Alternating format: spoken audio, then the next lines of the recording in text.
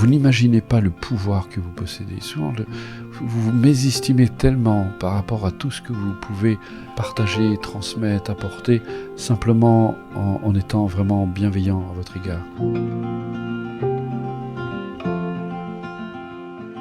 Les sages enseignent depuis des millénaires. Qu'est-ce que vous allez chercher à l'extérieur? Tout est là en vous. La paix que vous cherchez, elle est là. C'est inhérent à votre nature. L'amour que vous cherchez, il est là, il est en vous. C'est quand on arrête de se bagarrer avec soi-même qu'on commence à découvrir la paix.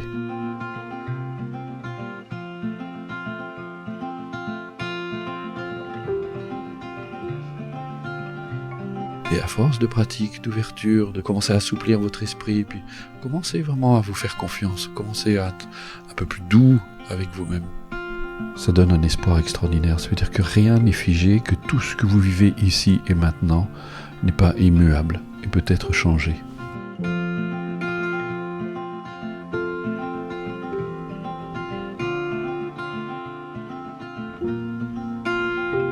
Tous les jours, la méditation, qu'est-ce que je peux mettre aujourd'hui dans ma vie? Tous les jours, ces petites graines que vous cultivez. Vous retrouvez le goût de vivre, que vous avez envie de vivre pleinement votre existence. Et que vous trouvez sens à votre vie, alors vous avez gagné. C'est ça la méditation.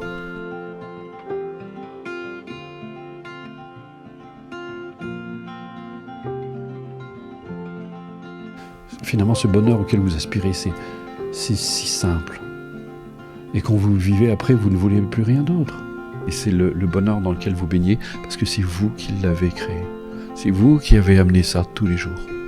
Les graines de la bienveillance, de l'amour, du respect, et surtout, ce sera jamais parfait.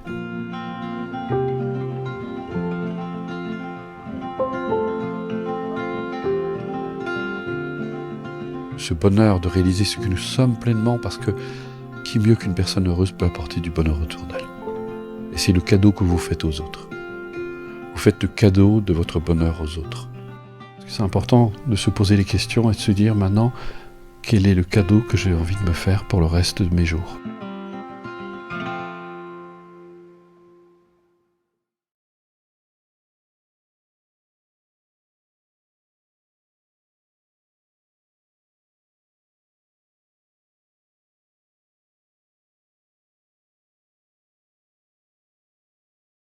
Bonsoir à tous. Bonsoir. Merci d'être là. Alors attendez, petit réglage pour qu'on puisse vous voir. Voilà, j'espère que vous allez bien. Alors d'abord, un immense merci d'être là ce soir. Merci d'être toujours aussi nombreux dans ces conférences. Ça fait vraiment plaisir. Je vois que vous prêtez de l'intérêt, en tout cas, à tout ce qui touche aux émotions, en tout cas. Je vois que vous êtes peut-être comme beaucoup charriés par vos émotions. Il y avait quelqu'un qui avait écrit un livre sur la tyrannie des émotions. Donc on va parler de tout ça ce soir.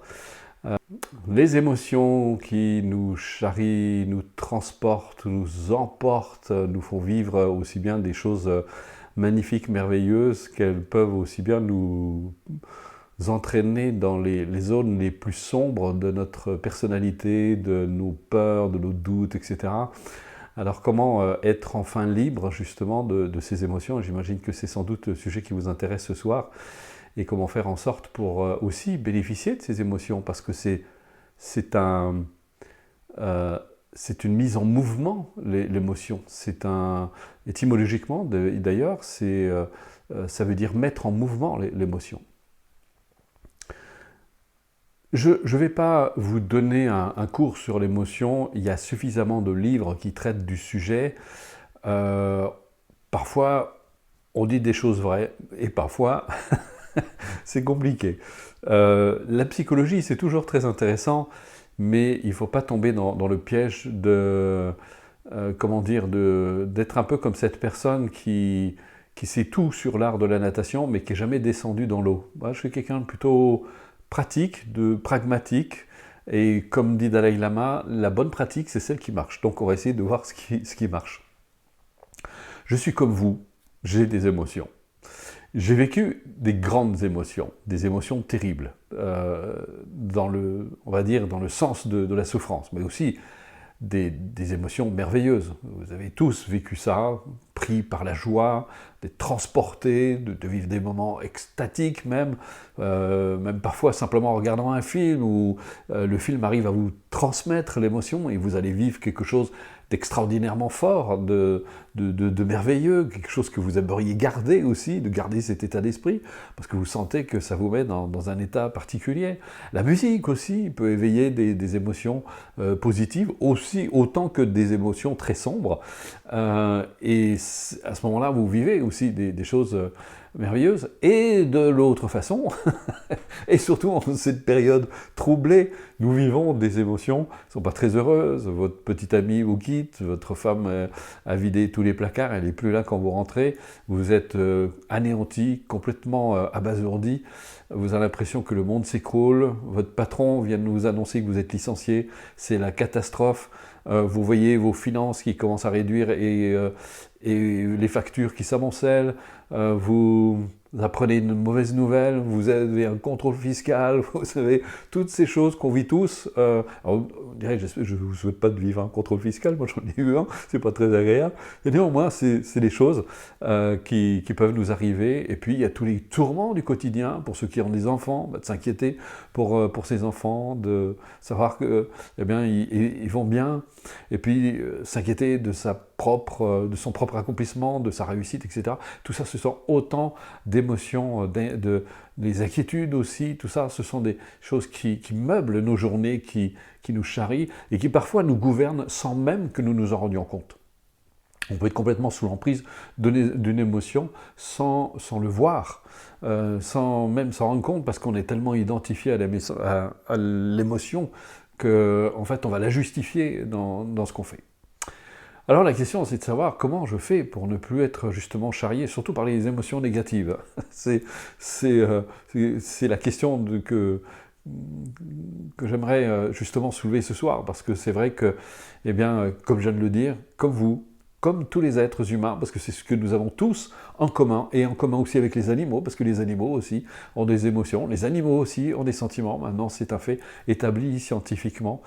J'espère que vous ne regarderez plus justement les animaux que vous croisez de la même manière, parce que ce sont des êtres, effectivement, des êtres vivants, des êtres sensibles qui ressentent des choses, et qui peuvent connaître aussi la jalousie, etc. Je vais aborder directement la manière, en fait, non pas d'être maître, parce que j'aime pas ce mot, on parle de gestion des émotions, et il y a des personnes qui ne manquent pas de me rappeler de dire gérer sous-entend contrôler. Non, ça dépend de ce que vous mettez derrière gérer. On peut parfaitement gérer une situation, ça ne veut pas dire que c'est pas forcément une question de contrôle, je pense que c'est surtout une question de sémantique. Qu'est-ce qu'on met derrière le mot gérer? Alors on pourrait dire apprivoiser. Mais la question c'est de savoir, ça nécessite, je vais être très direct d'ailleurs, pour arriver à être enfin libre de ses émotions.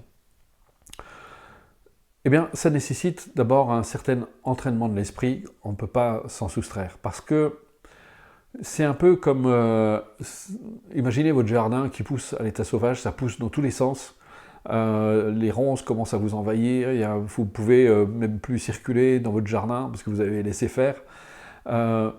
Mais en même temps, la nature, c'est un potentiel extraordinaire qui peut vous apporter, justement, bon, à moins que vous ayez mis les murs, et vous n'aurez plus que des murs dans votre jardin, mais néanmoins, vous avez peut-être envie d'avoir un potager, d'avoir ce genre de choses, donc ça nécessite, je vais employer un mot, je pense que peut-être le plus approprié, d'apprivoiser la nature, pas de la contrôler, non pas de la soumettre, mais de l'apprivoiser. Parce que d'ailleurs, si vous avez l'occasion de regarder Sébastien Haim qui a créé les jardins écologiques d'Hyménoptera, justement, il parle justement de ce chaos maîtrisé qu'on peut mettre dans son jardin et qui fait un jardin magnifique, qui fait des jardins écologiques absolument splendides. On aura l'occasion de le rencontrer puisque vous ne le savez peut-être pas, mais nous sommes d'abord une association humanitaire.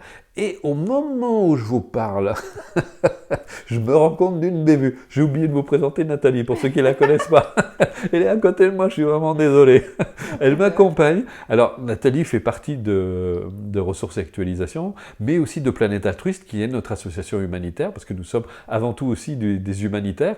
Et Nathalie, bien, elle a un programme douceur pour les femmes, pour les hommes. Elle apporte beaucoup de choses aux gens.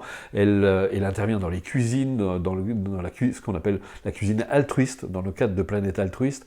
Elle participe très largement aux événements, puisque en grande partie c'est elle qui les organise, tous les événements qu'on fait, les stages, etc. Et si vous venez à un stage un jour, bien vous la verrez aux cuisines. C'est elle le chef d'orchestre de la cuisine. Et c'est elle qui publie aussi beaucoup sur les réseaux sociaux, etc. Et là, ce soir, comme à toutes les conférences, elle n'interviendra pas, elle va m'aider, elle est là pour m'aider parce que je ne peux pas voir vos questions dans le chat, donc je répondrai à vos questions après la conférence, permettez-moi de développer, et ensuite je répondrai à vos questions. Donc voilà, vous allez rencontrer Nathalie.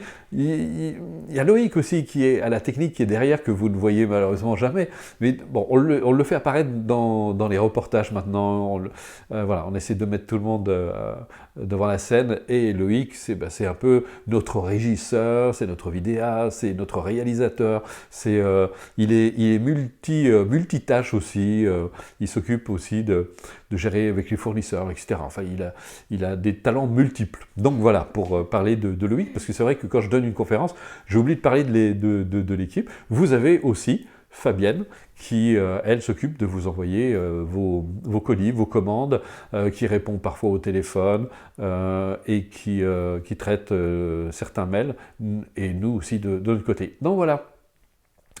Donc je reviens aux émotions. Vous voyez justement, les émotions, elles ont un gros inconvénient, c'est elles paralysent notre intellect.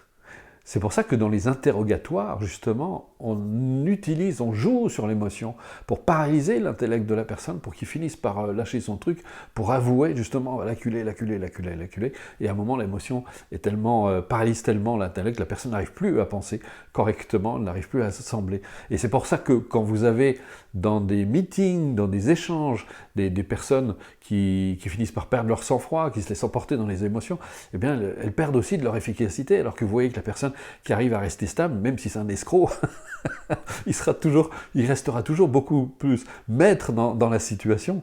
Donc on voit à quel point, justement, quand on n'est pas maître de ses émotions, ben c'est elles qui nous font perdre nos moyens. Quand vous passez un examen, eh bien, ce sont encore les émotions qui vous font perdre vos moyens, parce que l'émotion, justement, paralyse votre intellect. Si vous êtes pris par le trac, par la peur, eh bien, vous n'arrivez plus à ordonner vos pensées, et vous dites, bon, et vous perdez vos moyens, et vous êtes très embêté pour gérer la situation.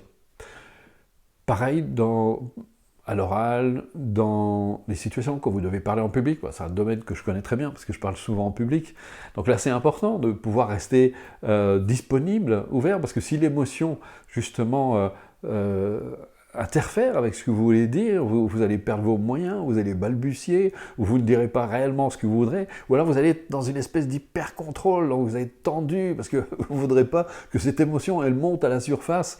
Et c'est pareil, parfois, parce que vous êtes quelqu'un de respectueux, de bienveillant, de gentil, mais des fois, la colère monte, la moutarde vous monte au nez, et puis mais vous n'avez pas envie de faire de tort, alors vous retenez votre colère, mais vous êtes dans un état de tension tel qu'après, quand tout lâche, c'est terrible, vous êtes épuisé parce que c'est un contrôle permanent. Donc vous voyez, c'est toutes ces émotions, je pourrais vous donner plein d'exemples comme ça, mais je pense qu'il suffit que vous examiniez vos vies, les situations dans lesquelles vous vous êtes retrouvés, et oui, je pense que vous allez tous retrouver des situations comme ça, pénibles, que vous souhaiteriez ne jamais revivre aussi, parfois, parce que, voilà, la vie vous a échappé à ce moment-là, surtout, surtout la gestion, et on le sait, je suis intervenu, j'ai travaillé aussi dans des clubs sportifs, avec des sportifs de haut niveau, et on sait à quel point l'émotion est très importante, d'apprendre à l'apprivoiser justement pour bénéficier de toute sa performance physique. Et c'est aussi quand, messieurs, vous perdez vos moyens au moment de cette rencontre particulière, vous savez de quoi je parle, et l'émotion vient vous paralyser, c'est terrible. Donc vous voyez, c'est dans tous les domaines, l'émotion, elle est là, présente, elle vient autant vous enchanter, parce que c'est vrai que quand vous passez une soirée romantique avec quelqu'un et que vous entendez la musique, vous êtes dans un état, cette émotion, vous dites c'est merveilleux, mais ça peut être un piège aussi, parce que ça peut vous empêcher de manquer de lucidité et de voir peut-être que la personne que vous avez en face de vous, elle n'est peut-être pas celle que vous croyez, et vous perdez votre discernement et tout. Donc vous voyez, même en apparence, les émotions heureuses, en fait, peuvent être aussi un piège. C'est comme la personne qui vient de gagner au loto, qui est tellement heureuse, elle court, elle traverse la route, elle fait plus attention, elle se fait écraser par un camion. Voilà, donc c'était la joie qui l'a emporté, mais qui l'a empêché de faire preuve d'attention. Donc voilà, alors comment est-ce qu'on fait pour arriver justement à se libérer de ses émotions sans pour autant s'éteindre? Parce que souvent c'est la question qu'on me pose, mais est-ce que je ne vais plus avoir d'émotions? Alors je vous rassure, vous aurez toujours des émotions, elles ne vont pas disparaître. C'est plutôt votre attitude qui va changer par rapport à elles. Les émotions, c'est un peu comme les nuages qui passent dans le ciel. Même si vous avez conscience du bleu du ciel, les nuages vont continuer à passer dans le ciel. Un jour, j'ai eu un échange, j'ai charrié un enseignant qui parlait je crois, on appelle ça l'ataraxie, c'est-à-dire le fait de bannir les émotions. Et je me disais, mais comment est-ce qu'on peut bannir les émotions? C'est comme si vous coupiez une jambe. On ne peut pas bannir les émotions. Elles font partie de nous, elles s'élèvent, on peut pas, et les refouler va faire de nous quelqu'un de froid. D'ailleurs, je trouvais qu'il avait un petit air un peu déprimé, cet homme. Mais bon, il n'avait pas aimé. Moi, j'avais réussi quand même à le mettre en colère. Donc, vous voyez, finalement, il n'a pas très bien réussi son truc. Donc voilà. Donc ce qui est important, et ça c'est le fondement, c'est d'apprendre à être à l'aise avec ses émotions, qu'elles soient positives et qu'elles soient négatives. Et c'est là où justement vous êtes vraiment maître de vos émotions. Mais tout ça, ça nécessite un certain entraînement de l'esprit. On ne peut pas y arriver comme ça, parce que en état ordinaire, en fait, notre esprit, ou plutôt notre conscience, a la fâcheuse habitude de s'identifier aux pensées qu'elle va suivre volontiers. Les pensées et forcément les émotions qui leur sont liées. Et le problème, c'est que quand les émotions s'élèvent, on est emporté dans l'émotion sans autre possibilité que de subir cette émotion. On n'arrive pas à garder son recul, de regarder suffisamment de détachement. Et quand on ne veut pas ressentir ces émotions, ben, comme je l'ai dit tout à l'heure, on va se battre contre et on va les refouler, mais c'est au prix de tensions énormes. Alors qu'on pourrait, au contraire, bénéficier de cette énergie, si on sait l'utiliser. Parce qu'il y a une différence, je répète souvent, mais il y a une différence entre ressentir et éprouver une émotion et être emporté par l'émotion, ce qui n'est pas la même chose. Alors on peut effectivement, et ça c'est par la pratique, j'en parlerai après de la pratique parce qu'elle est indispensable, vous savez sans doute parce que vous m'avez googlisé, puis il y a la bande-annonce qui est passée avant. J'enseigne la méditation depuis 35 ans, depuis 87, j'avais ouvert un cabinet. J'étais encore relativement jeune quand j'ai commencé, puis j'ai eu la chance de fréquenter de nombreux sages de différentes traditions, et notamment un grand maître bouddhiste tibétain du nom de Shimazu Rinpoché, que j'ai fréquenté pendant une quinzaine d'années, qui a été pour moi une source d'inspiration absolument extraordinaire, et puis surtout, il était, comment dire, quand je l'ai rencontré la première fois, j'étais tout jeune, je disais toujours, il était la réponse que je cherchais. Parce qu'il incarnait cette tranquillité, cette sérénité, cette stabilité. C'était comme une espèce de force immobile, comme ça, posée. Et ça a été extraordinaire. Je voyais à quel point rien n'arrivait à le déstabiliser. Il gardait vraiment cette tranquillité extraordinaire. Ça n'empêchait pas de temps en temps de taper sur la table quand c'était nécessaire, parce qu'on verra justement, il peut y avoir des colères salutaires, mais dans le 90%, elles sont destructrices. Et pour moi, ça a été une leçon très importante. Je me suis dit, mais comment ils arrivent à un tel résultat? Moi, je pratiquais déjà depuis longtemps la méditation, puisque j'ai commencé à méditer vers l'âge de 15 ans. Au début, c'était un peu, on va dire, du bricolage. Puis bon, ça s'est affiné avec les années, parce que je voulais des réponses aux situations auxquelles j'étais confronté, je voulais des réponses à ma souffrance, aux difficultés que je rencontrais, à toutes ces émotions qui venaient justement créer ces souffrances, ces difficultés. Et donc la pratique m'a quand même beaucoup aidé, et cette rencontre avec tous ces sages a été pour moi déterminante, parce que ça m'a apporté vraiment cette stabilité, ce recul que je cherchais tant. Mais ça ne vient pas comme ça. Ça vient pas en un claquement de doigts, parce que malheureusement, je vois aujourd'hui, on est à l'ère de la méditation gadget. Les gens, ils se mettent des sons sur les oreilles, ils écoutent des musiques particulières, ou ils écoutent ce qu'ils appellent les méditations guidées. Mais alors, c'est pas vous qui pratiquez, puisque vous êtes guidé. Et il y a beaucoup de gadgets, beaucoup de théories un peu, il faut bien le reconnaître, un peu vaseuses, un petit peu du bricolage, tout ça. Et donc, on a l'impression que, puis j'entends des choses extraordinaires où, voilà, on peut accélérer en quelques années, vous pouvez atteindre l'éveil, ou personne n'est égal devant ça. C'est vrai qu'on peut avoir des éveils spontanés, on peut avoir des réalisations spontanées, on peut avoir ce genre de choses, mais c'est pareil, tout ça, ça demande aussi de faire la part des choses, parce que pour tous ceux qui sont passés par là savent de quoi je parle, et que ça ne dure pas tant qu'on n'a pas stabilisé sa conscience. Et ça, c'est par la pratique qu'on va pouvoir l'obtenir. Il y a deux choses qui vont permettre de se libérer de ces émotions. Comme je vous l'ai dit tout à l'heure, et ça c'est le point le plus important, c'est d'être à l'aise avec ces émotions négatives ou positives. Autrement dit, c'est de se familiariser avec. Et d'ailleurs, Dalai Lama dit souvent que la pratique, la méditation, c'est un processus de familiarisation. Et effectivement, on va se familiariser avec toutes ces instances, aussi bien physiques que psychiques. Et on va apprendre à sonder son esprit, à regarder en soi-même. Et c'est en plongeant en soi-même qu'on va commencer justement à voir comment ces émotions se créent, se construisent, se déconstruisent, comment elles s'élèvent à la conscience, comment on arrive à se laisser emporter, etc. Et plus on va arriver à sonder, à les regarder avec attention, et je dirais même avec bienveillance, avec ouverture, eh bien on va pouvoir justement se défaire de leur emprise. Mais ça prend du temps.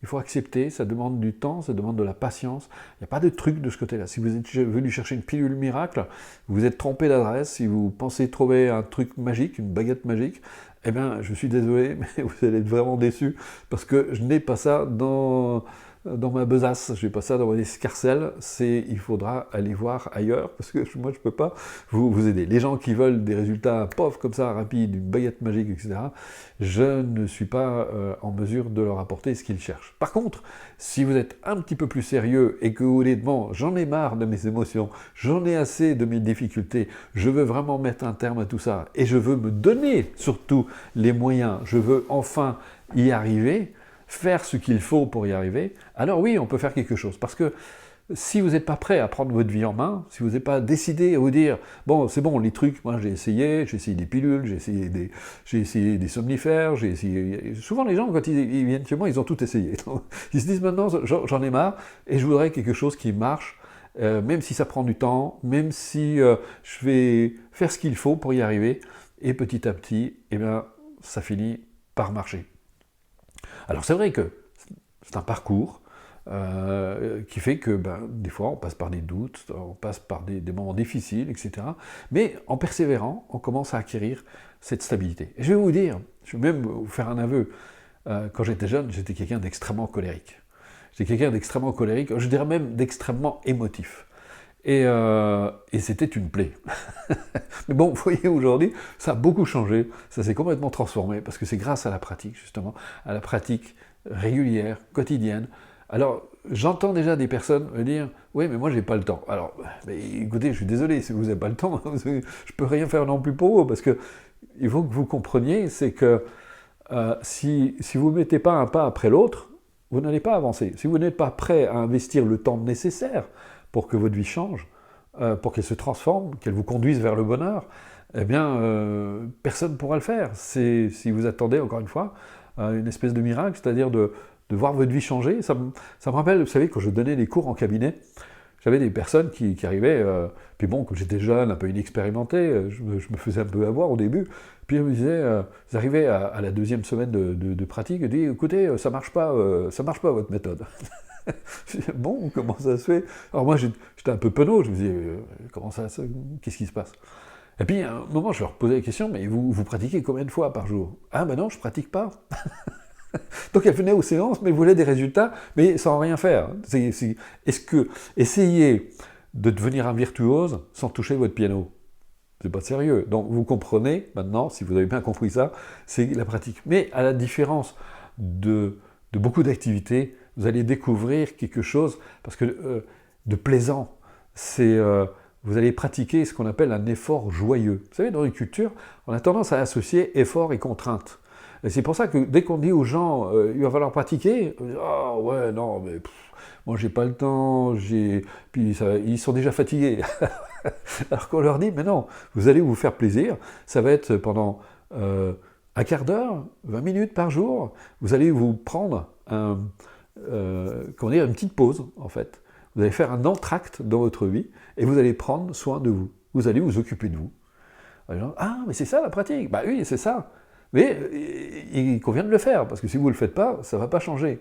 Donc, et je peux vous assurer, et je suis sûr que là, il y a des personnes qui suivent les cours, qui peuvent témoigner, qui vous le diront, que ça marche. Si vous pratiquez, ça marche. Et ce qui est extraordinaire, c'est qu'après, vous entrez dans un cercle vertueux, c'est que plus vous allez pratiquer, plus ça va vous faire du bien, plus ça va vous faire du bien, plus vous allez avoir envie de pratiquer. Et là, ça y est, c'est bon, c'est acquis.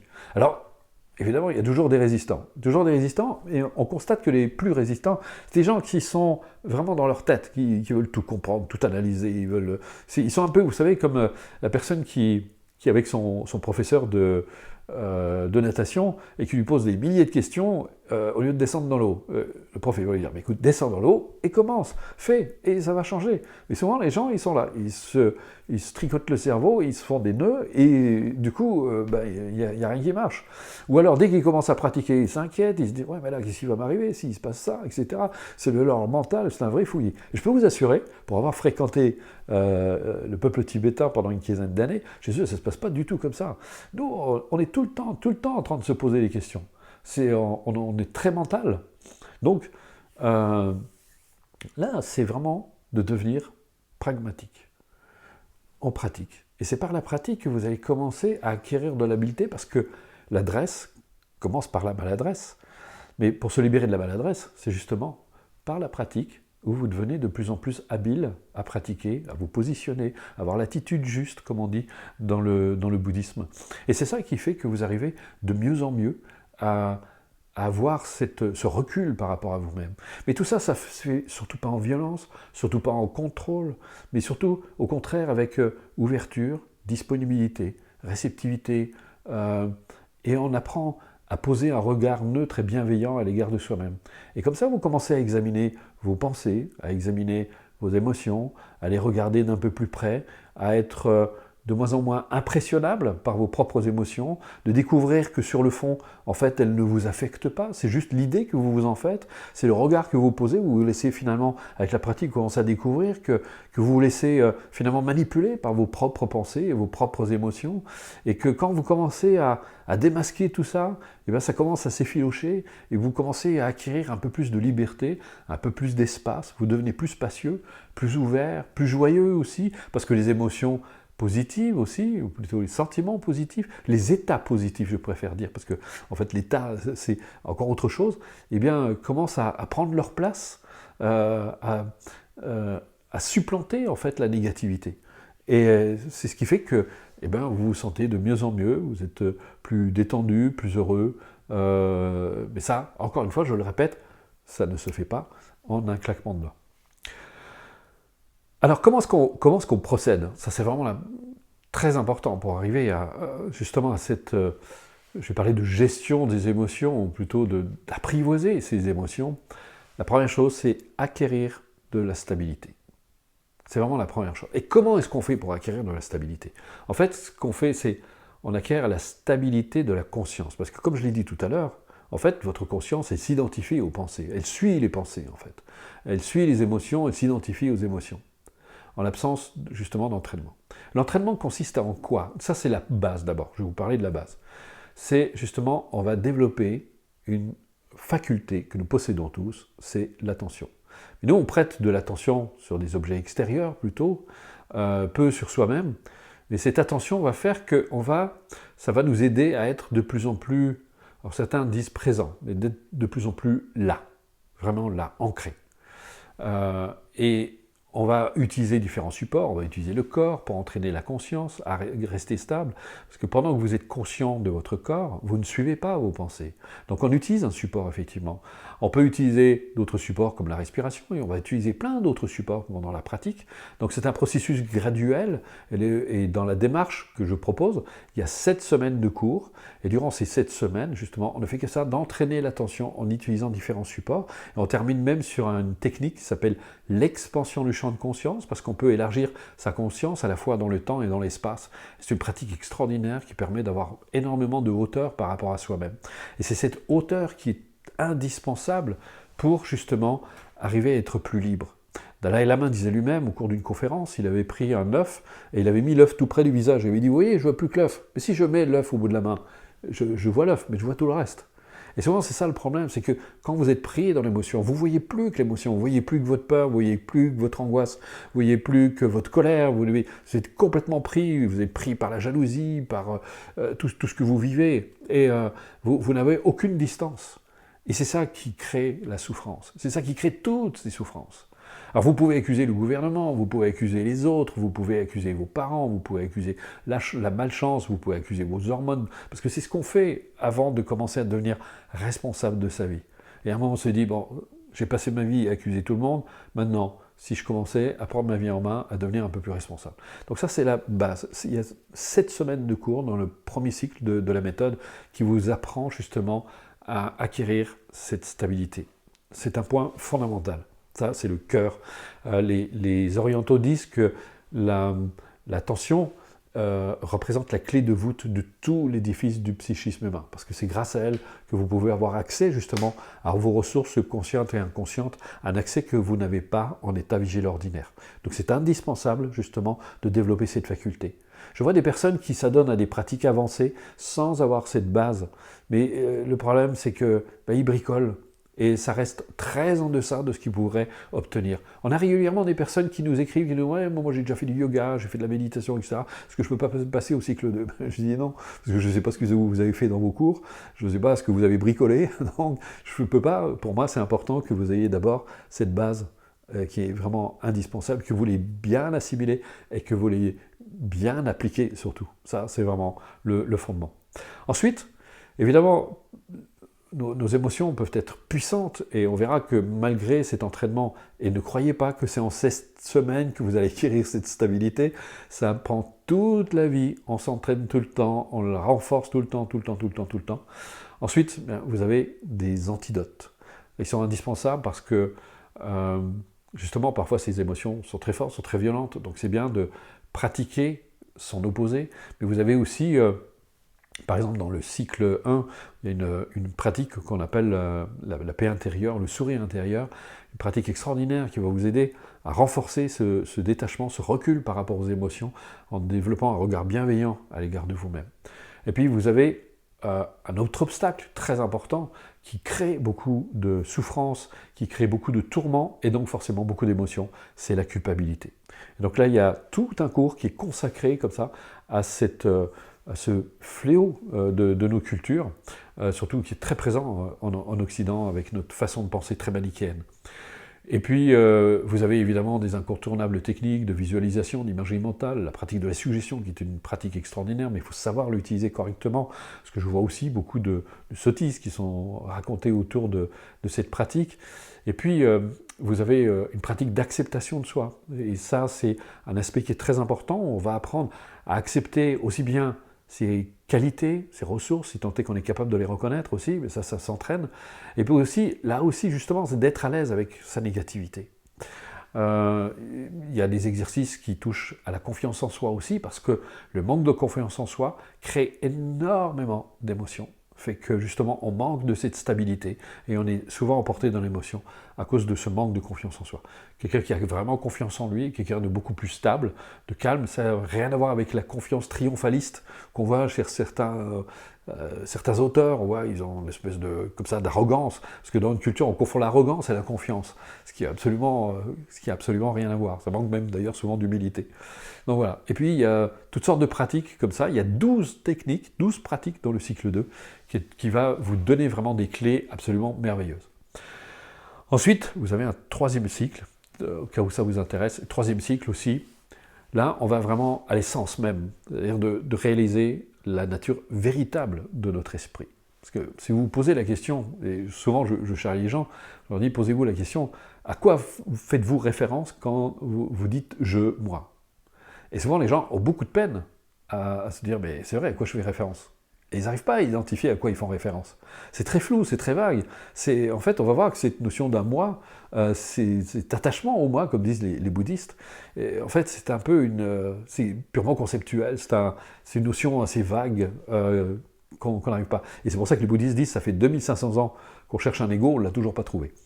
Donc, on va méditer justement pour arriver à prendre conscience de notre vraie nature. Alors, il y a beaucoup de pratiques, d'enseignements qui sont donnés pour vous aider justement à reconnaître la vraie nature de votre esprit. Ça ne se fait pas comme ça, parce que là aussi, il y a des gens parfois qui me demandent, mais est-ce que vous pouvez définir la nature de l'esprit ? Non, justement, si je la définis, je reviens au concept, et donc je passe complètement à côté de l'essence même de la vraie nature de l'esprit. On ne peut que le réaliser, le révéler, le découvrir par soi-même. Et ça, c'est grâce à la pratique qu'on va arriver, justement. Et là, c'est pareil, il y a 12 semaines d'entraînement. Il y a des notions ici d'amour, de compassion, d'arriver à comprendre ce que c'est, d'impermanence. Il y a beaucoup de pratiques de paix intérieure, il y a une pratique qui s'appelle le yoga du maître, qui est une pratique magnifique, qui nous aide à révéler nos vraies qualités humaines.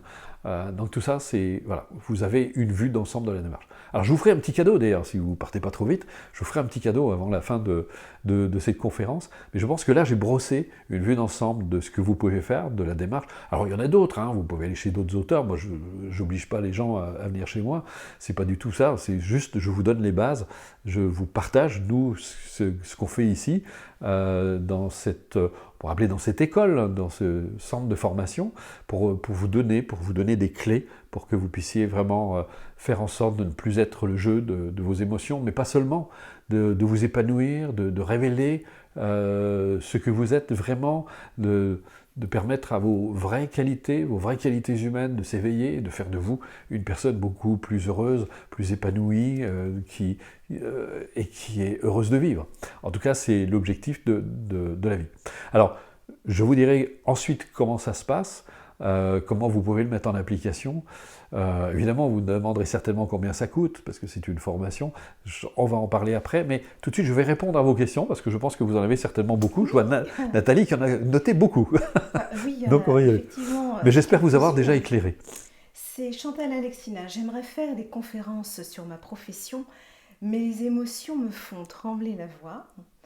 Tendue comme un élastique, la peur me paralyse. Comment gérer cet état ? Donc on se retrouve toutes... Mais là on revient à ce que j'ai dit tout à l'heure, c'est vraiment... alors Chantal, comme tu suis les cours, tu pratiques, là il faut vraiment accepter ces peurs, il ne faut pas les refouler, il faut vraiment les accepter.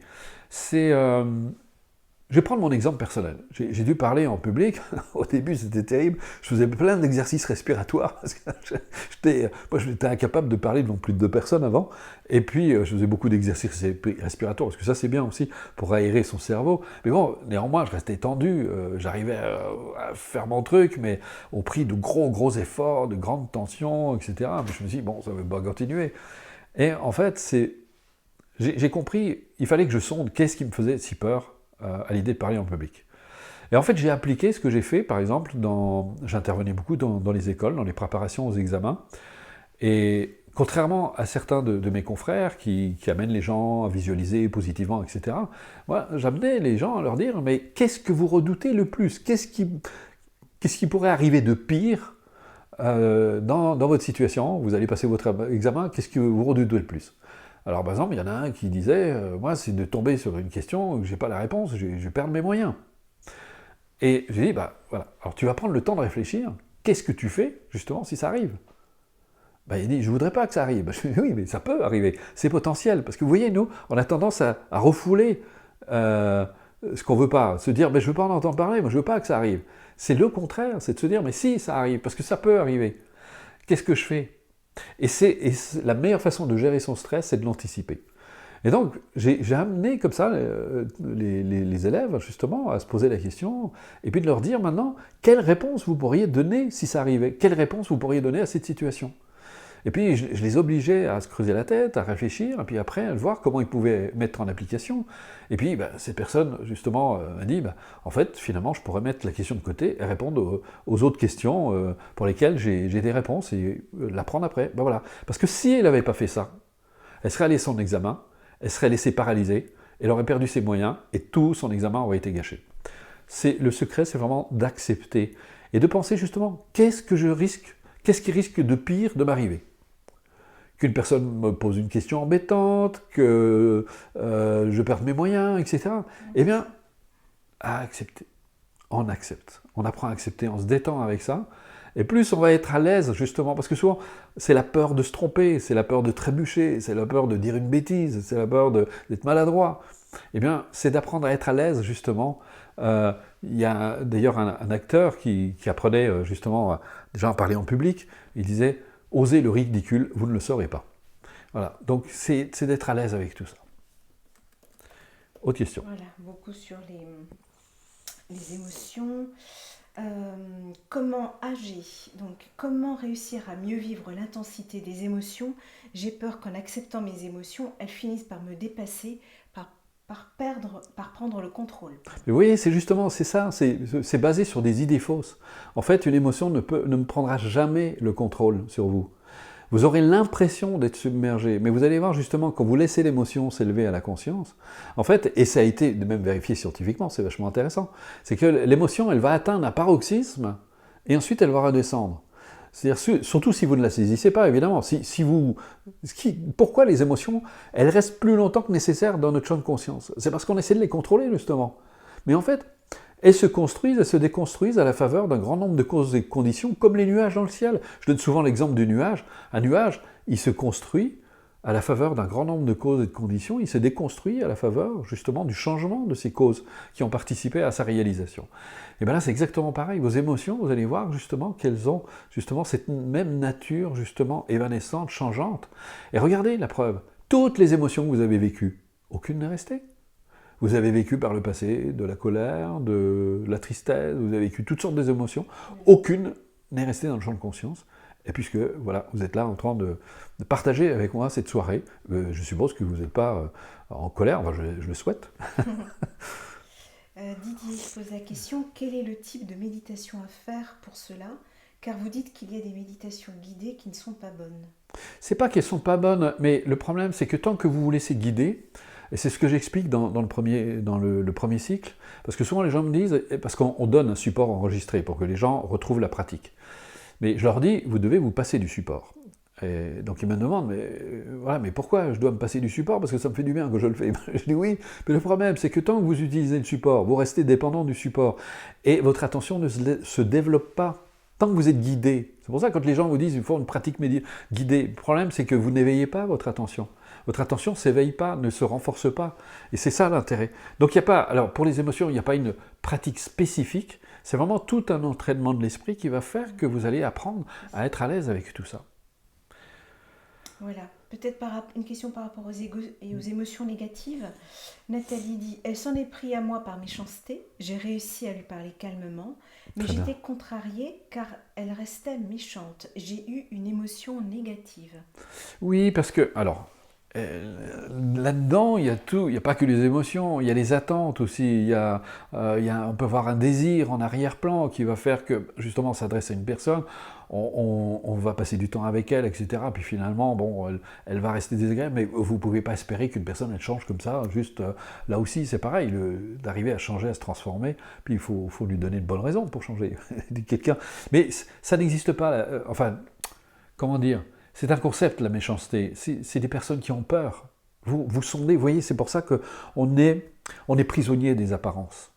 Et puis on est prisonnier vraiment de cette vision très manichéenne qui est vraiment, c'est ce dont je voulais vous parler tout à l'heure aussi. On est dans une culture du paraître. Et le problème, c'est que pour paraître, on veut toujours donner une certaine image, une bonne image de soi. Il y en a qui arrivent, il y en a qui n'arrivent pas. Et ce sont ceux qui souffrent le plus. Et le problème, c'est qu'on est obligé d'entrer en guerre contre soi. On est obligé de refouler tout ce qui n'est pas en rapport avec l'image qu'on veut donner de soi. Ce qui fait qu'on n'est jamais en paix, parce qu'on est tout le temps en train de se bagarrer. Et là, c'est parce que justement, on n'est pas à l'aise avec ces émotions. Personne, je dirais que si on regarde mais vous n'avez pas à faire sa psychothérapie. C'est quelqu'un qui est probablement en souffrance pour avoir ce genre de comportement, qui a cette attitude. Vous la ressentez comme de la méchanceté ou de l'agressivité. Mais c'est pour ça que quand on a vraiment confiance en soi, quand on est bien avec soi-même, c'est les choses qui ne nous affectent plus. L'autre peut faire des remarques désobligeantes. Moi, je peux vous assurer, comme je suis une personne publique, on subit des attaques, et c'est extraordinaire, on en voit tous les jours sur Facebook, ou des courriels, mais voilà, ça fait partie aussi du jeu. Les gens projettent, d'ailleurs c'était Pierre Dac, ce célèbre psychanalyste, qui disait « on ne critique que son ombre ». Et je sais très bien que, je ne vais pas viser directement, c'est des personnes qui sont aux prises avec leur propre perception, leur propre vision de la réalité. Et c'est ça que va vous donner la pratique aussi. Elle va vous donner de la lucidité, du discernement, ce qui fait que vous subissez plus les autres. Vous ne subissez plus leurs remarques ou leurs attaques. Et vous savez, quand c'est nécessaire aussi, intervenir, trancher, ou recadrer quand il le faut. Mais la plupart du temps, vous pouvez discuter plutôt que disputer, et ça donne quand même de bien meilleurs résultats. Mais pour ça, ça nécessite d'avoir cette maîtrise de soi, on va dire, cette capacité à être à l'aise avec ce que vous ressentez et ce que vous pratiquez. Alors maintenant, je viens de vous parler de la pratique, des 3 cycles, je vous ai parlé de la méthode. Comme je vous l'ai dit, c'est une pratique et ça doit se faire dans le plaisir, dans la joie, je dirais même. Et c'est comme ça qu'on va avoir des résultats. Moi, quand j'ai passé du temps avec les bouddhistes, ils parlaient justement de l'effort joyeux, je disais, ben, c'est pas vraiment ce qu'on voit en Occident. Nous, c'est faut que t'en chies, ça doit être dur. Et plus c'est dur, c'est que t'as bien travaillé, c'est que t'en as bien bavé, ça va être dur. Mais le problème, soyons honnêtes, ça donne de très mauvais résultats. Parce qu'on a des gens en burn-out, on a des gens en dépression, on a des gens sous pression, on a des gens qui sont mal dans leur peau, ça génère des maladies, c'est pas la bonne solution. Et on constate qu'aujourd'hui, il y a des entreprises justement qui exercent dans cet esprit justement, en mettant de la joie, de la bonne humeur. Et nous d'ailleurs, les premiers, ici dans Ressources Actualisation, et ça n'empêche pas d'œuvrer, de beaucoup travailler, mais toujours dans le plaisir, dans la joie, et ça donne de bien meilleurs résultats. D'ailleurs, c'est Einstein qui disait « l'esprit, c'est comme un parachute, ça marche mieux quand c'est ouvert ». Donc, plus vous apprenez à ouvrir votre esprit, plus vous en bénéficiez. Donc voilà, alors vous avez 3 cycles de formation. Ce sont des cours qui sont progressifs. Vous recevez une leçon par semaine. Dans chaque leçon, vous avez une présentation écrite, une présentation audio et un exercice audio. Et si vous le souhaitez, vous avez une option vidéo pour vous accompagner. Vous pratiquez l'exercice qui vous est proposé, ça va durer à peu près une semaine. Dans le cycle 1, vous allez retrouver les éléments du premier exercice dans le deuxième exercice, avec en plus une étape supplémentaire. Et on y va très graduellement, de façon à ce que vous puissiez vous familiariser et de rester toujours dans le plaisir. Et comme ça, graduellement, vous commencez à acquérir une certaine habileté justement dans la pratique. Et tout cela doit se faire dans le plaisir. Ça doit être vraiment comme un rendez-vous. Je dis souvent, vous prenez un rendez-vous avec vous-même. Voilà, vous allez vous faire du bien, vous allez prendre soin de vous. Comme je dis aussi, le fait de s'accorder un quart d'heure, 20 minutes par jour, ça veut dire que vous prenez enfin en considération. Ça veut dire que vous commencez à vous occuper de vous occuper sainement de vous. Et ça, c'est vraiment important parce que c'est de là que vont pouvoir fleurir des relations plus harmonieuses avec les autres, parce que il y a d'abord la relation qu'on a avec les autres est directement teintée par le rapport qu'on a avec nous-mêmes. Donc ça, c'est indispensable. Et pendant les 7 semaines du premier cycle, vous allez être accompagné comme ça. Mais pareil pour le deuxième cycle, d'ailleurs. Deuxième cycle, c'est exactement pareil. Vous avez une présentation écrite, une présentation audio, un exercice audio. Et là, vous pratiquez, vous entraînez, et la semaine suivante, vous allez un peu plus loin, et chaque fois un peu plus loin, et chaque fois un peu plus loin. Et vous avez, si vous prenez les 3 cycles, vous avez un programme très complet, avec tout est abordé, etc. Et comme ça se fait dans le plaisir, la majorité des gens, d'ailleurs, prennent les 3 cycles, parce qu'ils voient que c'est... Et quand vous allez voir les prix, mais complètement... parce que vous allez forcément me dire, mais combien ça coûte? C'est quasiment ridicule, d'ailleurs, ce qu'on demande par rapport à ce qui est donné. Mais parce que, avant tout, comme je vous l'ai dit, nous sommes une association humanitaire et Ressources Actualisation est là pour soutenir justement notre association humanitaire. Donc nous, on n'est pas là pour faire de l'argent, mais pour aider les gens. Mais en même temps, on a des frais de fonctionnement. Le temps qu'on passe à vous aider et vous accompagner, c'est quand même du temps aussi. Donc ça doit être rémunéré. Et puis il faut que vous donniez aussi de la valeur à ce que vous faites. Je vois d'ailleurs, quand on donne un cours gratuit, les gens, ils ne s'impliquent pas de la même façon. Mais dès qu'on leur dit, voilà, ils payent, ils donnent plus de valeur. Mais c'est pas que pour ça qu'on vous le dit aussi, c'est surtout, c'est vraiment indispensable parce que nous, on peut vous accompagner. Petite question encore. Alors, j'ai terminé là-dessus, c'est important. Donc voilà, alors vous avez en plus, dans les cours, vous n'êtes pas seul. On vous accompagne par mail, par téléphone, mais pas trop, parce qu'on vous demande de ne pas trop appeler, parce que ça fait beaucoup de monde, vous êtes nombreux, mais on a surtout un groupe de soutien et d'entraide sur Facebook. Alors je sais qu'il y a des réfractaires de Facebook, vous créez un compte anonyme, c'est pas grave, du moment que vous répondez aux questions pour entrer dans le groupe, c'est un groupe privé, personne ne peut le voir. C'est totalement... puis aujourd'hui, Facebook, c'est quand même assez blindé du point de vue de la sécurité.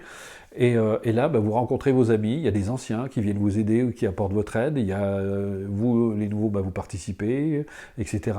Et puis moi, j'interviens régulièrement sur ce groupe pour répondre à vos questions, mais pour aussi vous aider dans la démarche, on essaie d'apporter des choses pour compléter.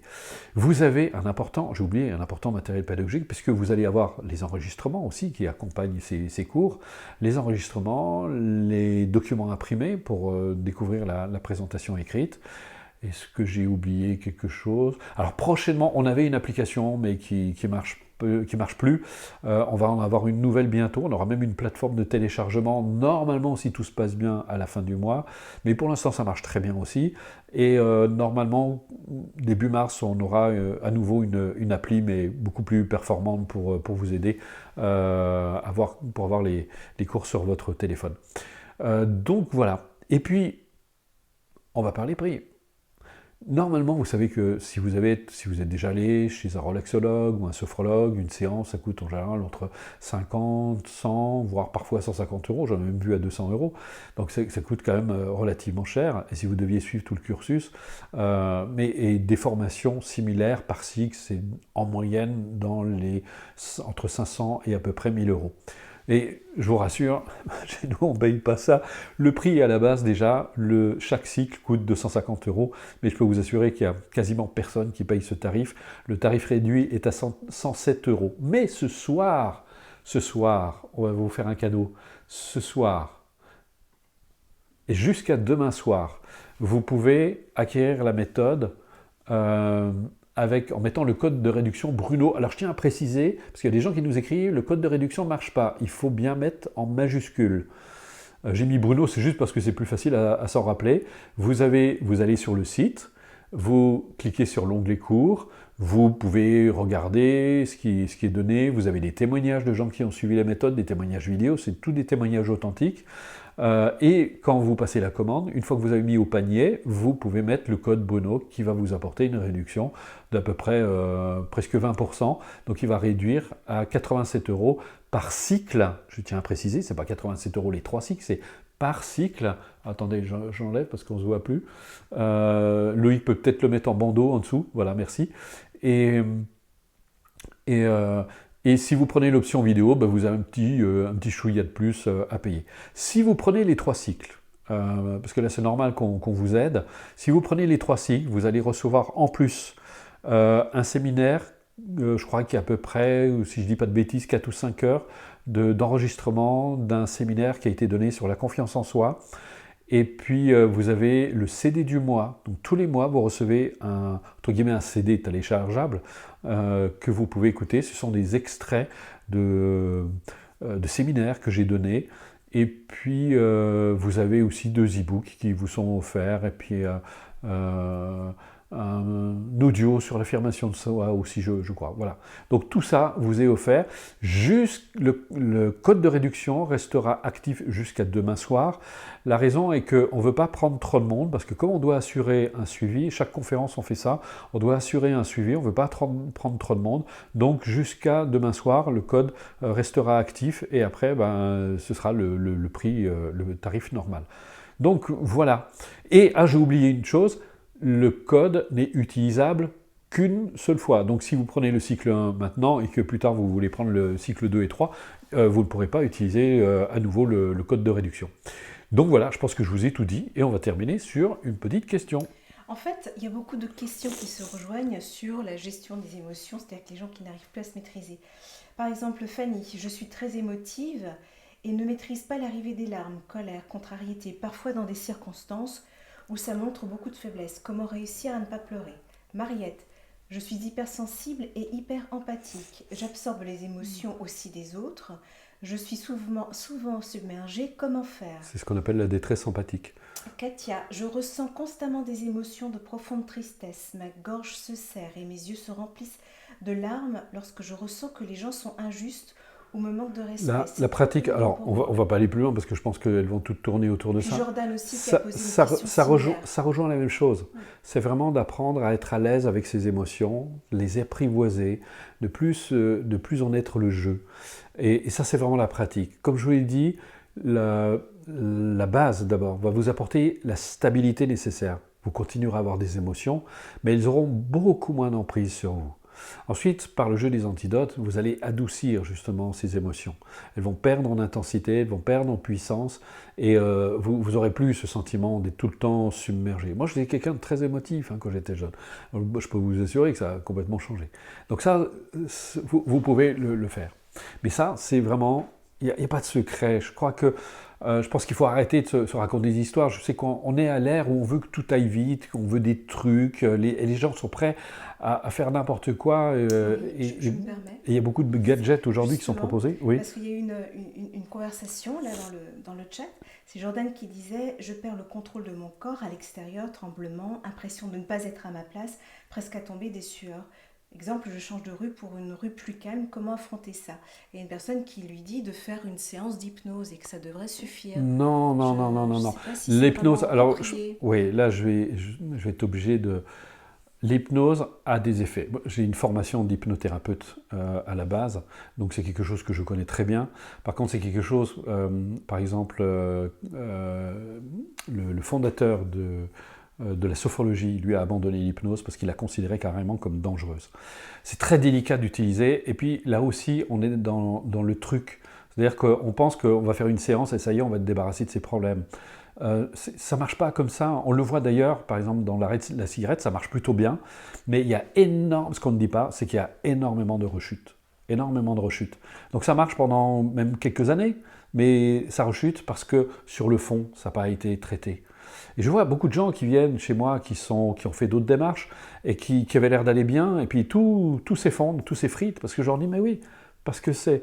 Je veux dire, si c'était solide, vous n'auriez pas dû être perturbé comme ça. Donc ça, c'est aussi avec la pratique. Alors il y aura peut-être aussi un rééquilibre, on va dire, un rééquilibre à faire. Et là, la médecine chinoise, par exemple, peut vous aider. Mais je pense que c'est indispensable d'avoir cette pratique. Donc voilà, je pense que je vous ai tout dit, vous avez les clés, c'est à vous de décider, de faire ce que vous voulez. Moi, je n'oblige personne. En tout cas, ça fait 35 ans que la démarche existe. On a d'excellents retours, les gens sont ravis. Évidemment que ceux qui pratiquent, ceux qui le mettent au fond du tiroir, ne peuvent pas dire que ça marche puisqu'ils n'ont rien fait pour ça. Et nous, sachez qu'on sera toujours là pour vous. Juste une petite chose que j'ai oubliée, c'est qu'une fois qu'elle est acquise, cette méthode, elle vous servira toute votre vie. Et c'est ça qui est vraiment très bien. Et l'autre chose aussi, c'est que si dans 1 an, dans 2 ans, vous voulez la refaire parce que vous avez l'impression de l'avoir un petit peu survolée ou bâclée, eh bien, vous pouvez revenir, vous ne repayez rien, contrairement à si vous allez chez un autre professionnel, on va vous dire, vous repayez. Ben non, chez nous, vous revenez, vous recommencez, il n'y a pas de problème, il n'y a rien à repayer de plus. Voilà, je pense très fort à vous, on est là, et vous pouvez regarder, il y a toutes sortes d'activités, il y a les balades de Bruno, il y a les méditations tous les dimanches matins qu'on donne, qui sont ouvertes au public, il y a nos actions humanitaires, il y aura bientôt le premier sommet de l'éco-altruisme. Donc voilà, vous serez informé, de toute façon, vous recevrez tout ça. Merci. D'avoir été là, merci d'être présent, et puis que votre vie se transforme, mais comme vous l'avez compris maintenant, ça va dépendre surtout de vous. Voilà, alors je cherche juste le truc de fin à vous mettre, mais je ne sais pas où il est passé. C'est pas ça. Bon, allez, c'est... Bon, je sais pas. Si Loïc peut m'aider, normalement je dois mettre une image à la fin, Et Loïc, Loïc, où es-tu? On a besoin de toi. Parce que je ne vois pas les images de fin. Je sais pas où elle est passée. J'en avais mis une. Bon, ben, il n'y aura pas. Il n'y aura pas d'image de fin. C'est peut-être ça? Méditation. Non, c'est pas ça. C'est pas ça. Bon, ben Loïc veut pas m'aider, hein. Il l'a peut-être pas. Mais il l'a pas. Je sais pas, elle a disparu. Donc, on... Et le truc en bas, à gauche? Bon, allez, je vous mets je vous mets l'équipe. Voilà. Allez, passez une bonne soirée.